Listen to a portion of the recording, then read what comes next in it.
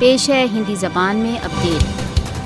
भारत द्वारा अवैध रूप से अधिकृत जम्मू कश्मीर में भारतीय सशस्त्र बलों द्वारा बहुत स्वतंत्रता के साथ मानव अधिकार उल्लंघन किए जा रहे हैं। भारत द्वारा अवैध रूप से अधिकृत जम्मू कश्मीर में आर्टिकल 370 के बहिष्कार के पश्चात मानव अधिकार उल्लंघनों की स्थिति और अधिक खराब हो गई है। अंतर्राष्ट्रीय मानव अधिकार संगठनों ने भारत द्वारा अवैध रूप से अधिकृत जम्मू कश्मीर में निरंतर बिगड़ती मानव अधिकार उल्लंघनों की स्थिति के विषय में चेतावनी दी है। विभिन्न मानव अधिकार संगठनों ने भारत द्वारा अवैध रूप से अधिकृत जम्मू कश्मीर में भारतीय सशस्त्र बलों द्वारा व्यापक मानव अधिकार उल्लंघनों का उल्लेख किया है। हत्याएं, गिरफ्तारियां, टॉर्चर तथा महिलाओं के साथ बलात्कार भारत द्वारा अवैध रूप से अधिकृत जम्मू कश्मीर की दिनचर्या का भाग बन चुका है। मोदी शासन बहुत ढिठाई के साथ भारत द्वारा अवैध रूप से अधिकृत जम्मू कश्मीर में मानव अधिकार उल्लंघनों में व्यस्त है। भारत द्वारा अवैध रूप से अधिकृत जम्मू कश्मीर में